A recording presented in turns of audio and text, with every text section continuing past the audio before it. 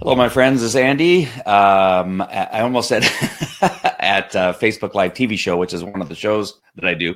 I also have Falco Canine Academy thing going on here. So I do Facebook Lives on both of those Facebook pages. So I'm actually on my personal page. And the reason I wanted to come on is because of all the great messages I got from everybody, all the love and the prayers, and all the private messages and emails and phone calls and text messages. I felt that it was just easier to come back onto Facebook and kind of give you an update as to what was going on.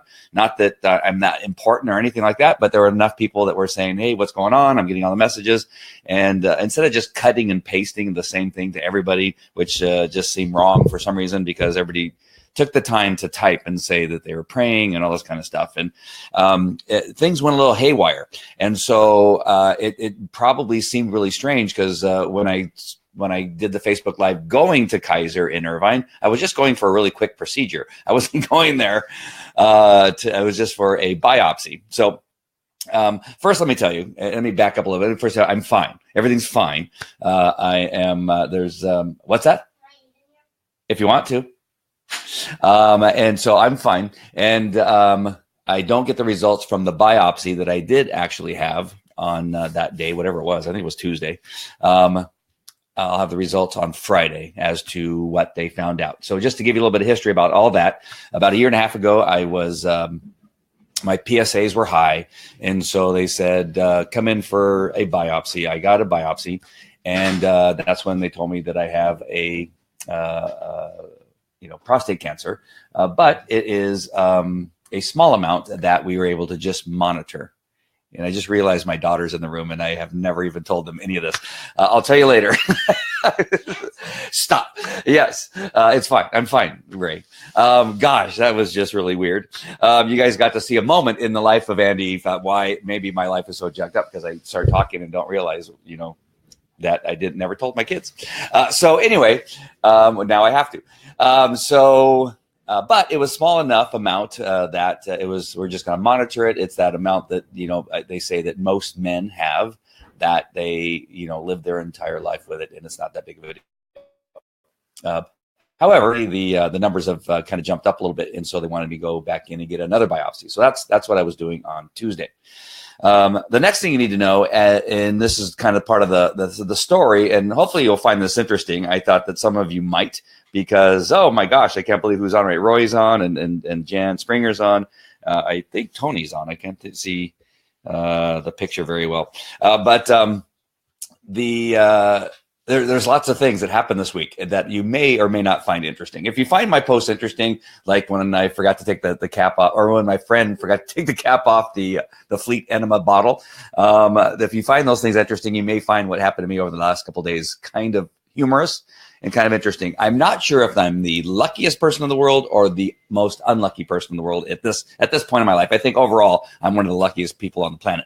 However, this week there's been a sense that for me, I'm trying to decide whether I've been lucky or unlucky, and you'll understand in just a few minutes. But back a year and a half ago, when I had the biopsy done, they went in and did their thing, and everything seemed to be fine. A couple of days later, I was in San Diego doing my speaking gig and teaching people how to write and become #1 best-selling authors and all that kind of stuff.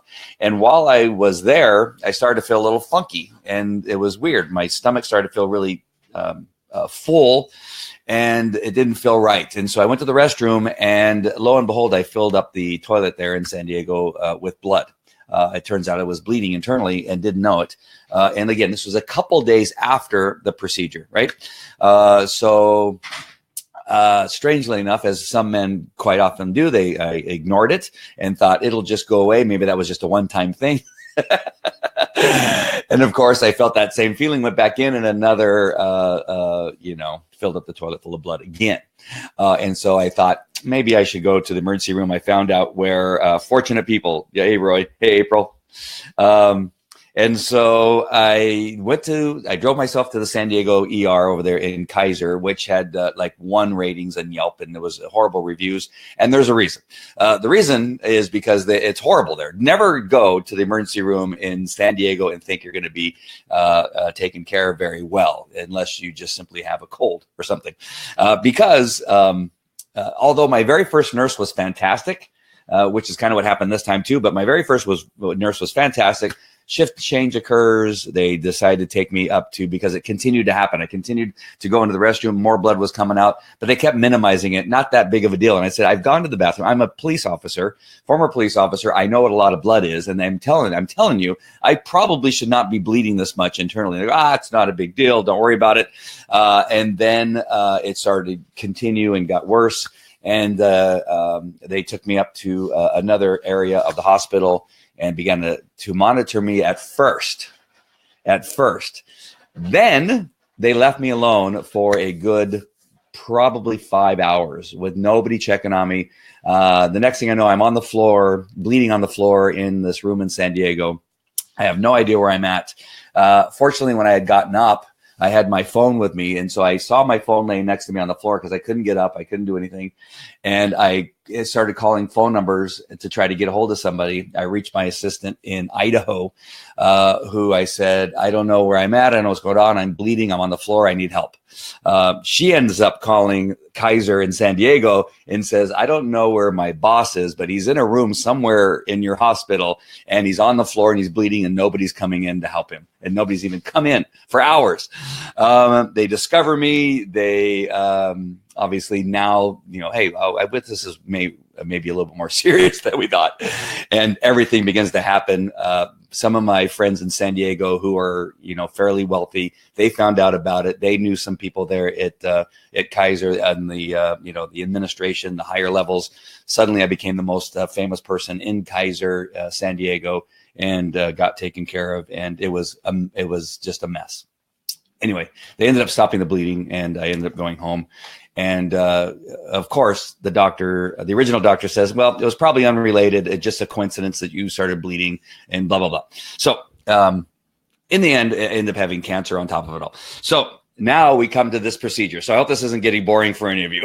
So I get to this procedure on Tuesday. Yes, PJ Kaiser. So I'm in Irvine thinking, wow, this is like high tech now. The doctor had moved from Anaheim and now they're in this Irvine and everything. And I said to the nurse, I said, do you remember last time? I don't know if you remember, but it probably should show my charts that 2 days after the procedure, I began bleeding inside. And they said, yeah, but we have notes here that probably wasn't related, that it just was coincidental. Something else must have happened and blah, blah, blah. And this procedure is very simple. It's, there can be some bleeding, but it's very light. It's not what you experienced on that day. And I said, are you, I want to be sure that that last time this thing happened, even though you think it's unrelated, I want to make sure that you're assuring me that this won't happen again. No, it's not. So sure enough, I have the procedure done. They pat me on the back and they said, we'll see you in a week. And when we tell you when what the results are. And I go to the yard house there in Irvine Spectrum because traffic getting home was going to be horrible. And I'm at the bar, ordered a beer, ordered a sandwich, and I started to get that same feeling that I had in San Diego. I remembered it like it was that day. And and inside I'm going, please don't let this be happening again. And so, but remember now, this is only like 15 minutes after I left Kaiser Permanente, and go into the restroom. And sure enough, I filled up the toilet with blood again. And then had like 2 of those incident where it just comes rushing out like a fire hose of blood, not the other stuff, blood, only blood. And, because remember, I had enemas earlier in the day, and I hadn't eaten, so it was only blood, just blood coming out, and filled the toilet. It hit the toilet so hard that it splashed all over everything, and it was just a mess. And so I stop. Everything that I at least that had in me at that point was gone, and then I go to the bar. And I'm sweating. For a moment, I thought about leaving, not flushing the toilet, and just seeing the fun that would happen for the next person that comes in and thinks that a homicide had occurred in the restroom. I thought that for a minute. It might be pretty funny, but it was only funny to me, probably.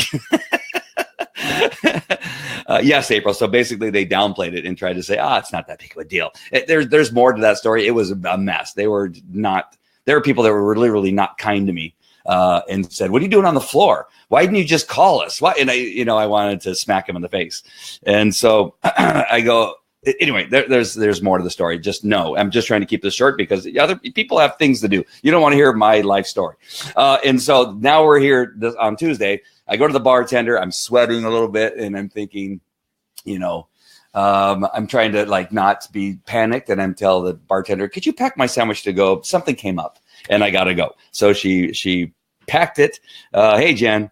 And so she packed my sandwich. I go out to my truck and drive myself back to Irvine. This is a medical center, so they have an emergency room there where I had the procedure, which is the building over. And I go to the emergency room and I walk in and said, I'm bleeding inside and it's coming out a lot. And at least this time they were a little bit more like, oh, wait, we'll get you in right away. Where the other place I had to sit out in the waiting room in San Diego. Forgot to tell you that part. But in this time they pretty much took me right in. And again, the first nurse, fantastic. She's married to somebody that works for the Irvine company. She was there. She, said, if you need to go to the restroom, make sure and let me know. As a matter of fact, I'm not going to let you get up without somebody knowing where you're going and what you're doing and without help. And I'm going to put it in the chart, and there's going to be an alarm that goes off if you get off this bed and all this kind of stuff. And I said, yeah, I'm feeling a little something, but I don't have to go at this moment. So she leaves for a minute. And then apparently there's shift change because now she's gone. And I got this new person who apparently is not from this country. I'm not going to tell you which one because it'll sound like I'm bashing some country. And I couldn't understand her hardly. And I told her, I said, I'm gonna have to go to the bathroom pretty soon because you can see, hopefully I was assuming that she knew what was going on. Right. And she goes, all right. And like, just all right. And I go, okay. And she leaves. Well, she doesn't come back again. Here I am again. She didn't come back. And I just told her I'm going to have to go pretty soon. And I assumed on the chart that said that, hey, this guy cannot go anywhere without assistance because I'd lost a lot of blood. So I'm starting to feel a little loopy. And so I start pushing the button that's on the thing. I'm pushing the button, waiting.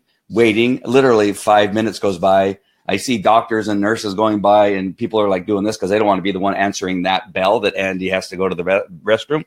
And I push the button again, and still nobody's coming. And then finally she comes in. Were you ringing the bell? I said, yes, I got to go to the restroom.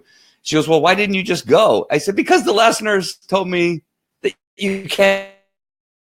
I can't be helping.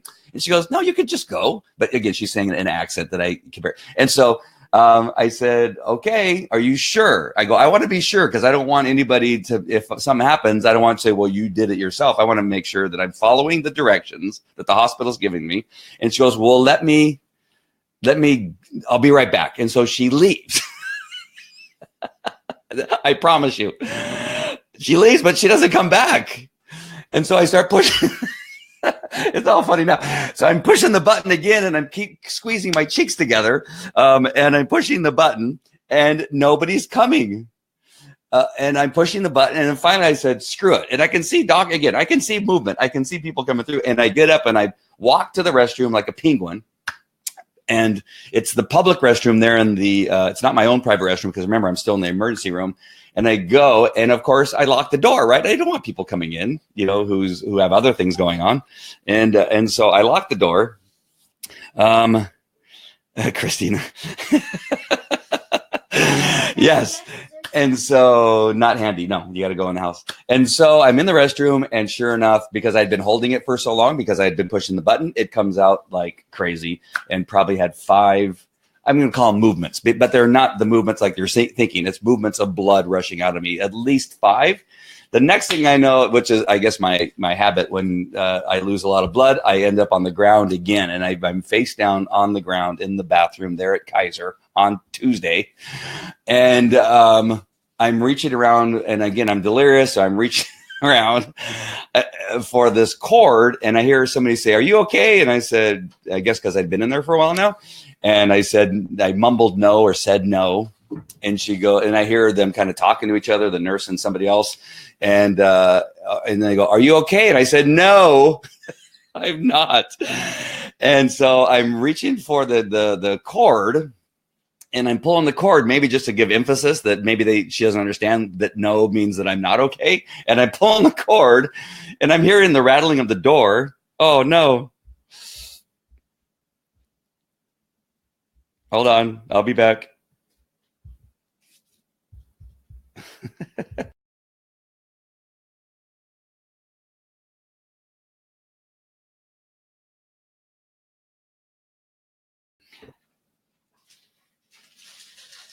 Okay. I am back. I should be back. I'm sorry. I don't know what happened. Blue Jeans just quit on me there for a second. So I know I planned that so that you would be in suspense. Just let me know. Somebody type in and say that the video's back and the audio's back, because all I did was refresh the page. So I hear all this rattling going on. I hear them jiggling the doorknob, and it sounds like they can't get in. Now, you would think that in an emergency room restroom where there's a cord that says, pull this when you need help, they would have a way to get into that restroom, right? Are there any nurses? Oh, thank you, Christina.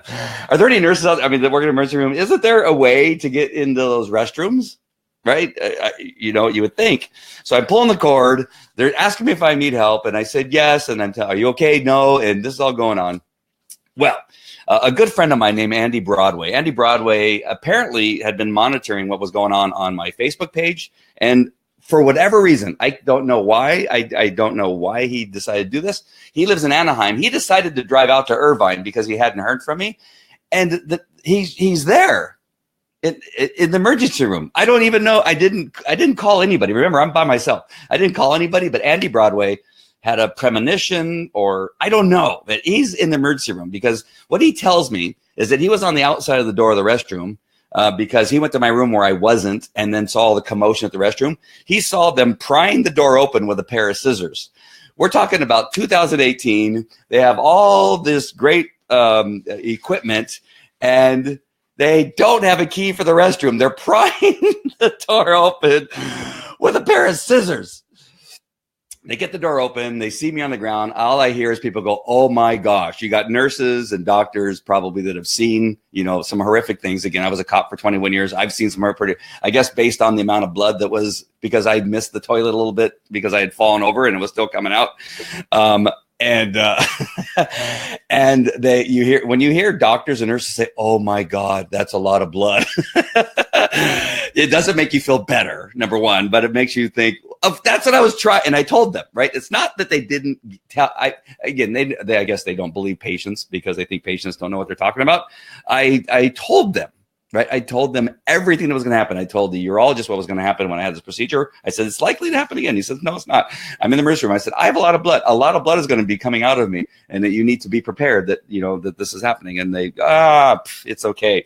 And so they got the door open with a pair of scissors. I don't know how they did it. They wheel my gurney into the restroom. They pick me up and put me on the gurney. Again, I got one of those gowns on. That's all I got. I don't know what was hanging out as they're wheeling me back into the room with blood all over me. I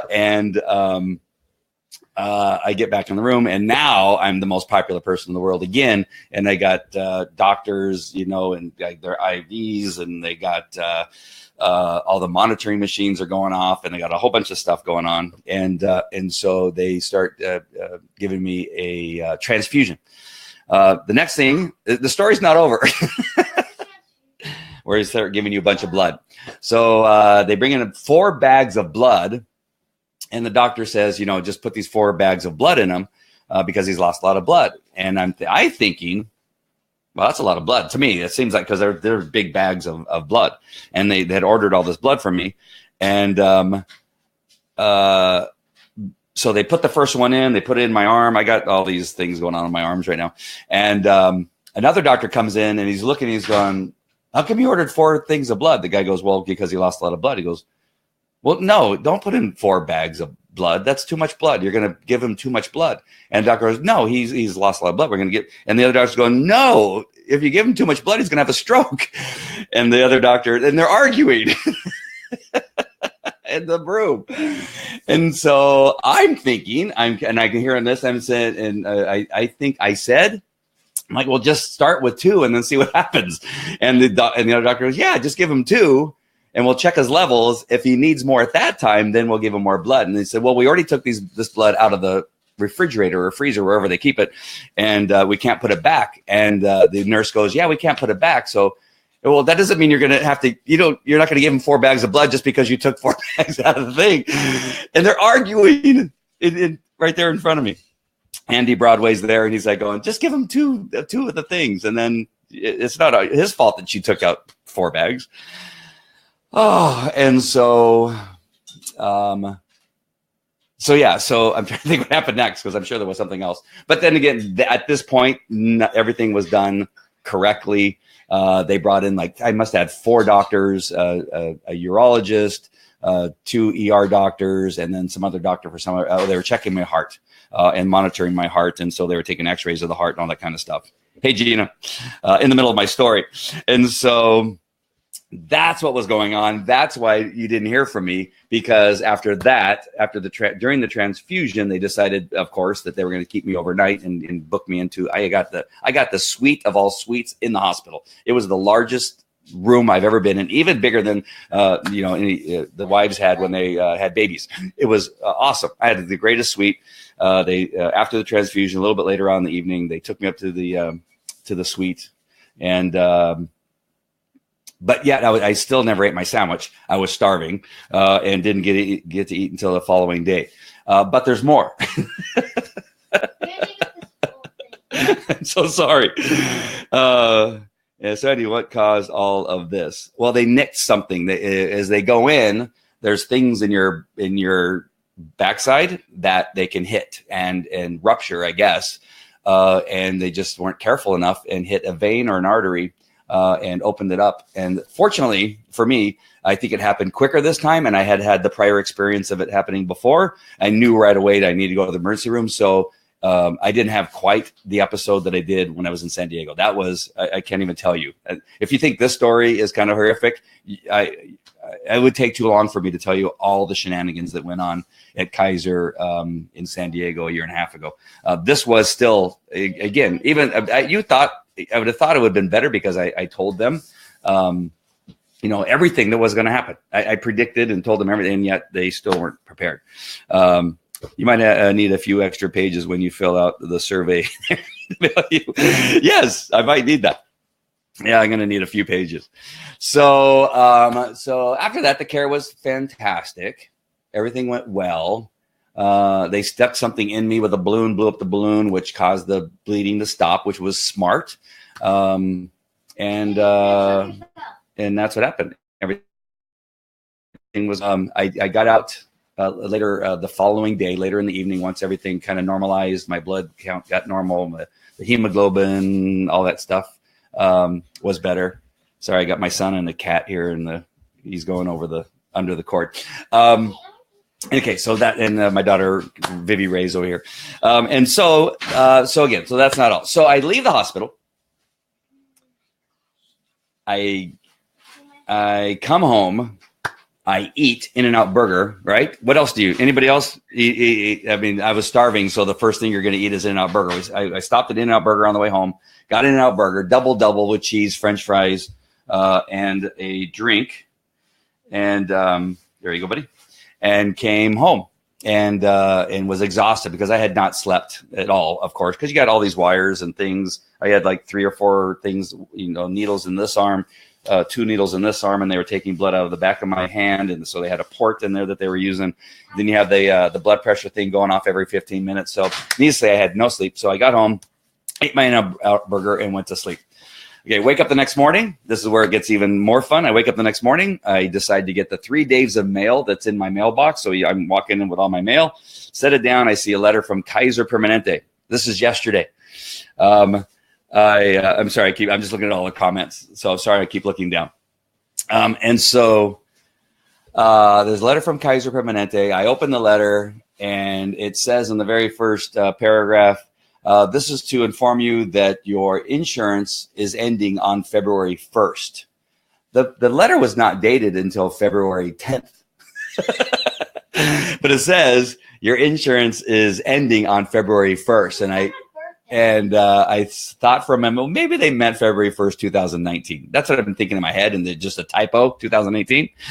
And so I, of course, like any of you, immediately call Kaiser and said, what does it mean that my insurance is ended on February 1st, 2018? That's not right, right? And she goes, oh, no, yeah, you don't have any insurance. I go, what do you mean I don't have any insurance? And she says, yeah, you're canceled. And I said, I just was in Kaiser getting a procedure done where I gave them my card and they checked me in.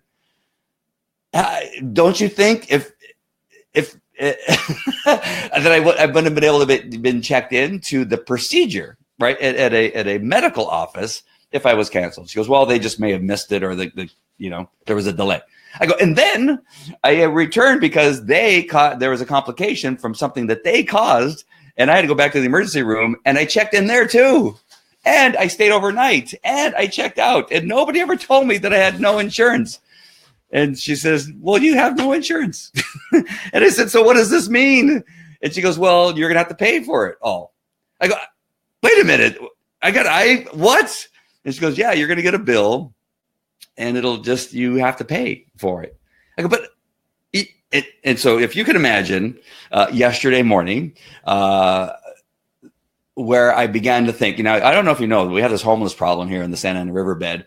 And I, have been encouraging, people not to feed the homeless because I don't want to get a whole political thing, because there's an enabling thing that goes on with these people. I've worked as a police officer. I've dealt with homeless people for 21 years. I know what's going on with these homeless people. There are sick people and there are people that can't help but be homeless, but it's not the 1,500 people that are living in the Santa Ana riverbed. But for a moment I thought, wow, I may be living in the Santa Ana riverbed, because if I'm going to be paying whatever it is, $200,000, whatever this is going to cost, you can imagine the machinery that was brought out, the monitoring systems, the x-rays that were done, all of the stuff that was done to me, the 10 blood tests that I had while I was there, how much that was going to cost me. I know I don't need insurance to be seen in the ER. They have to see you. I didn't say that. I said the cost that they were going to pass on for all the procedures, the cost of the procedures that were being done is that she said I was going to have to pay for. And she goes, and I go, I don't understand this. How did this get canceled? She goes, well, I don't know. I can't tell you that. I said, what do you mean you can't tell me that? You're going to have to call this other number. So I called this other number and they said, yep, you're canceled. But we can't tell you why or how or what. What do you mean you can't tell me? You have to call another number. I go, what do you mean? So I get a third number. I call that number and they said the whole time is 2 hours and 45 minutes. So for 240 GoFundMe. Yes, I would have to go to GoFundMe. And so for 2 hours and 45 minutes, which is now going to be something like 3 o'clock in the afternoon, I'm waiting for this phone call or waiting for the person on this phone call so that I could find out what the hell is going on. And I forgot to tell you before this, before I opened up that letter, just for fun, just to kind of add a little bit more excitement to my life, I had gotten a phone call from my Golden One, which is my credit union that I have my truck under. I got the loan for my truck. And they called me right before I opened the letter and said, hey, are you going to make your payment? I said, oh, I did make my payment. Well, let me look on Wells Fargo to make sure it cleared. Maybe something happened. I go, no, it cleared. And she goes, no, you haven't made your payment. And it's like 28 days late or something like that. And then she goes, well, hold on a minute. Oh, I figured out what happened. That's our mistake. You did make your payment. It just went to another account. So we'll take it out of that account and put it in. So I said, that's the greatest phone call. This is the greatest phone call I've ever had. She goes, are you kidding? She goes, most people are pissed. I go, no, it's a mistake. And you discovered it. We discovered it together and everything's fine. Yes, son. Can I go back to Josh? Yes, you can. Just for a few minutes, 15 minutes. Yes. It was on my birthday. Yes, it was on her birthday too. I was also on Vivi Ray's birthday. And so that happened. So now back to the insurance thing. So finally the call comes in because I pushed the button that says, we'll call you when the line is free and then talk to you about your thing. So she comes in, she calls me. And all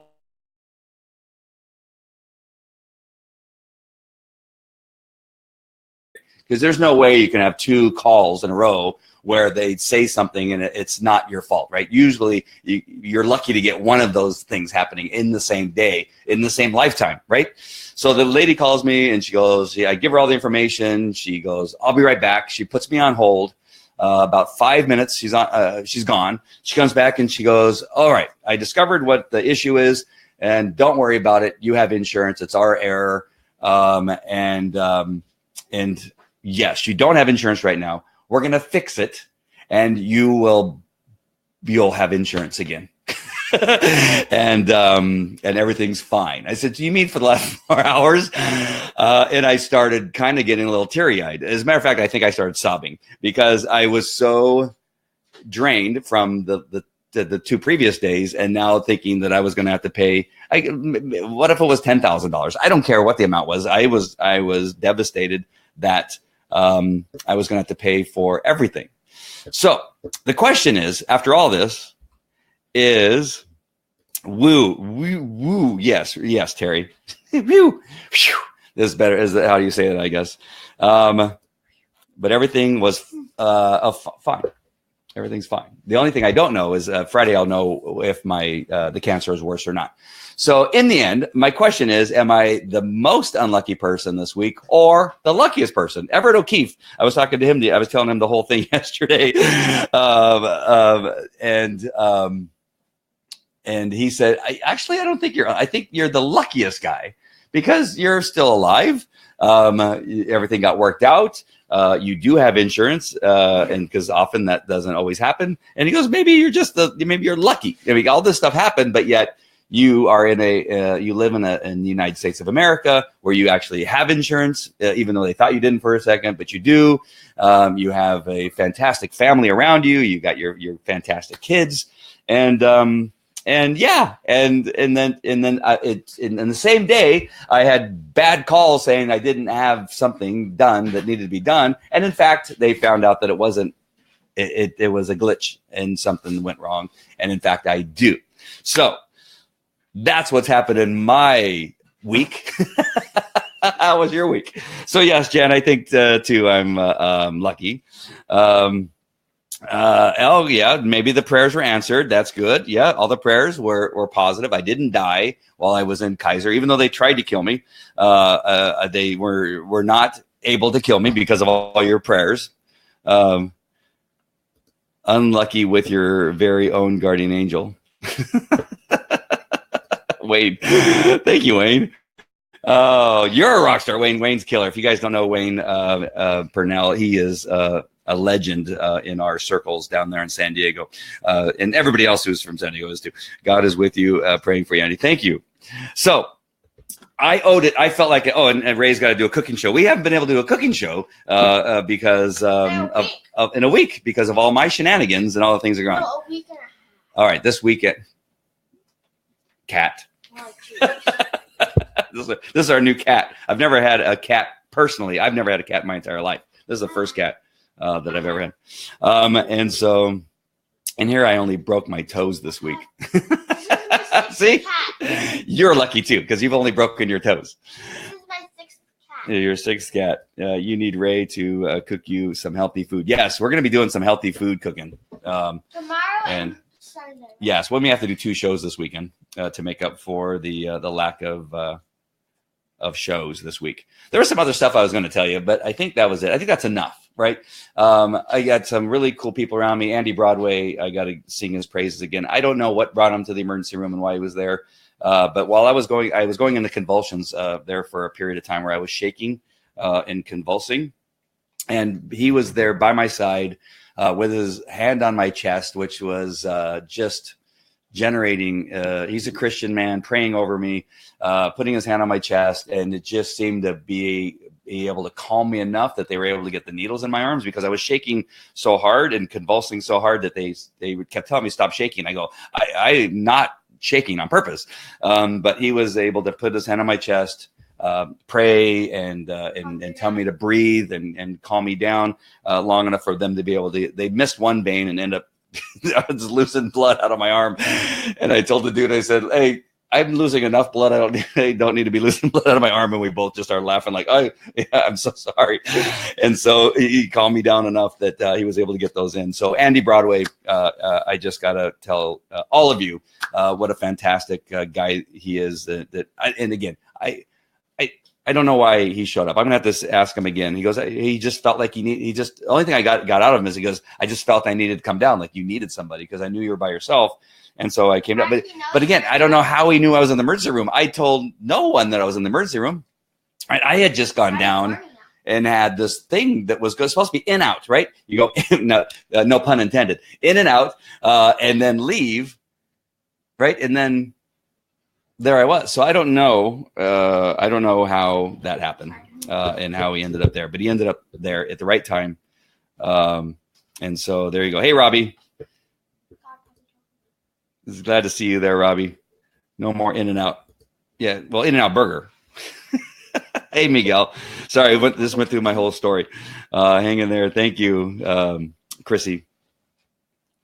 That was an awesome friend. Now that is the true rainbow this week. Yeah, I'm lucky to have. I'm lucky to have a friend that showed up. Lucky that I made it through all the things that I went through. Just so pleased. Jan Springer, you were awesome. Just texting me and sending me messages and asking if you could come down. And fortunately, I after Andy left, my oldest daughter showed up and took care of me, and so I really appreciate that very much. And I didn't tell my kids, the other kids. I didn't tell them. You guys didn't need to know. Yes.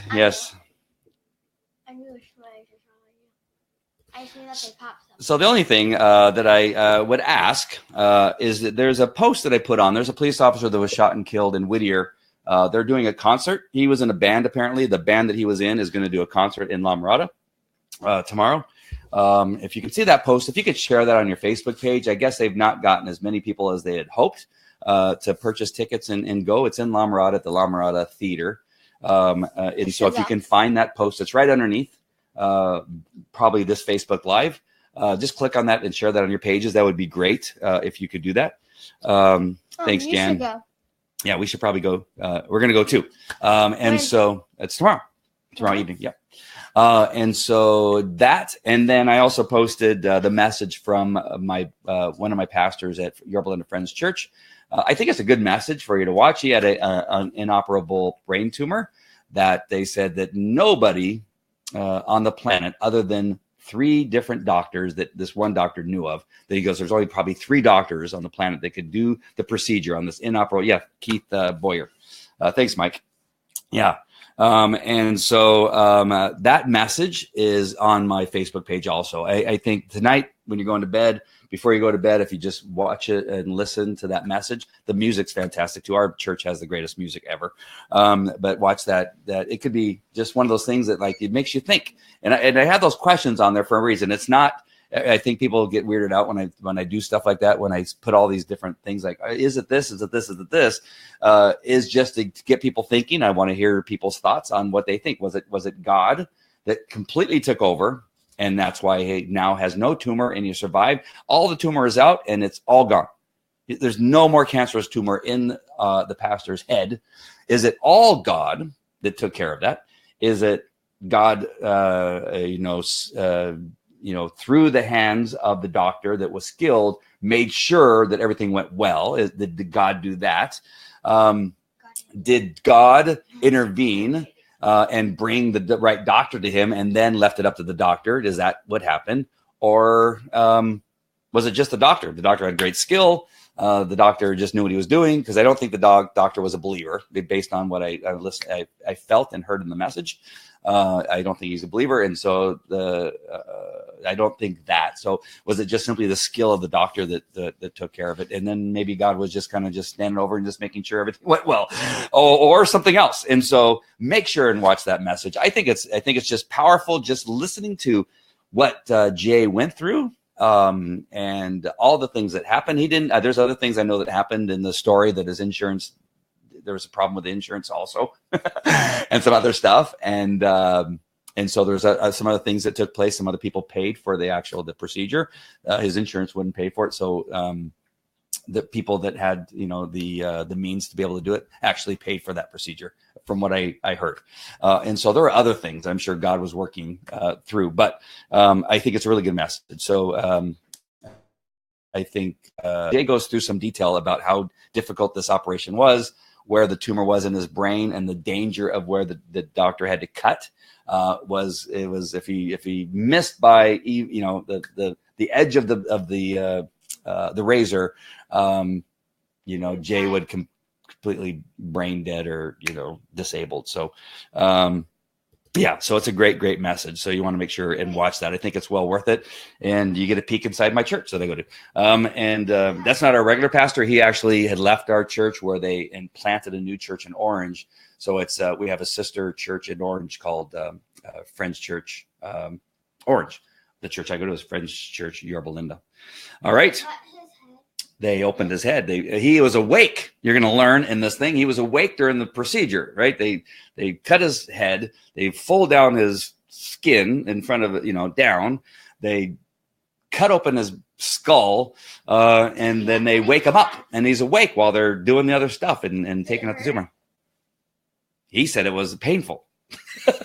And the doctor said, it's not going to hurt at all. And he goes, I woke up. He goes, it was the most incredible pain I've ever felt. And so anyway, it's in the message. I don't want to give too much away. The message is powerful. It's fantastic. And the tumor is completely gone. All right. And then in the comments, make sure, if you're going to watch it, just make sure, just let me know what your thoughts are on the questions that I had in there. All right. Good job, Mike. All right. Thank you for everybody for coming on. And again, I'm just overwhelmed by the number of people that came on and wanted to hear my crazy week and how weird it was and how wonderful it was at the same time. I'm just so lucky. I know I'm so lucky to have all of you as friends. Some of you I'm really close to. Some of you I'm just friends on Facebook. And some of you I see every so often in San Diego at some of the events I'm at. Some of you are high school friends. Some of you I've trained your dogs. And so it just is things like this that make me realize where I've been and the circle of the reach that I've had and the circles that I've created of friendships that are out there that care and have been praying for me. And I thought that this might be the best way to get to all of you. And it would be so hard to message each one of you that reached out. So if you're watching this live, thank you for taking the time out of your day to watch this live. I know the Olympics are on and there's a bunch of other stuff. Oh, I was going to talk about Florida too. For Florida, one thing that I wanted to bring up, and I don't know if there's any other retired police officers out there, but there seems to be probably more retired police officers than there are active duty police officers. I think this is the time that maybe, and I thought about this before during all the hurricanes and all the other devastation that was going on in Puerto Rico, that kind of stuff, to put together a police force of retired police officers that respond to disasters and things that are going on that need assistance, that there's just not enough on-duty police officers, not enough resources so that they can respond and be in these places. And now with this thing happening in Florida at the high school, that there in each community, I know there has to be a number of retired police officers that instead of working at Walmart should be working in schools, and perhaps 3, 4, 5 police officers who still have their CCWs could be in these high schools and junior high schools, because we know this stuff happens in junior high schools also. And there just needs to be a call, right? A call and maybe some type of organization. Maybe we need to do some training if it's, us here between you and whatever other police officers out there that's retired. And even those of you that have been in the high-end security, I'm motioning and my daughter's making fun of me. That could be one solution. There's other things that need to be done, right? I had another post about the solution, but just, maybe let me know what you think in a private message. If you're a retired police officer, that if there's something that you can see happening or needs to happen in regard to bringing something like that, a group of retired police officers, an organization that we have training and we teach how is it that you handle school security and what needs to be monitored, the exits and the entrances, and whether there needs to be metal detectors and armed police officers. It's a shame that we need something like this, but if we do, we do. And I'm thinking that might be one solution that we can begin to look at. There has to be so many retired police officers that are just looking for something to do, that are tired of fishing, golfing, and whatever else that retired police officers do. I've been running a business and probably more busy now than I was as a police officer. Stop. But what do you think? Let me know about that. So I wanted to bring that up in this because I had a feeling I would have a few people watching. So just throwing that out there if anybody wants to think about that. So I see lots of comments coming in. Jan Springer, love you, sweet friend. I love you too, Jan, so much. Coming in late, but glad to see you up and Adam. Yes. Big universe for sure, but small at the same time. Indeed. Thank you, Terry. Thank you, everybody. So that's it. I'm going to let you all go. I got dinner in there waiting for me, unless the kids ate my dinner. They probably did. This is for you. Oh, thank you. You've been eating them the whole time. They're cold. No, they aren't. Health food, right? I got cancer. I'm eating McDonald's. I was in a hurry. We're not going to be eating McDonald's. We're going to be cooking some really good stuff. Tomorrow. Hey, Paul Byer. I'm feeling good. I'm sorry you may have to watch the replay in order to get all the message that I had, but I'm feeling fine. I'm up and I'm back. I spent the night in the emergency room and then in the hospital, and then some other shenanigans happened. I'm fine now. So that was it. I talked about the whole thing. I talked about everything. I talked probably more about more stuff than I really needed to. All right, that is it. Thank you all for watching. Have a good night. Thank you all. And I really appreciate all of you. I felt your love, felt your praise, your prayers. And I love you guys all back. All right, take care. Bye.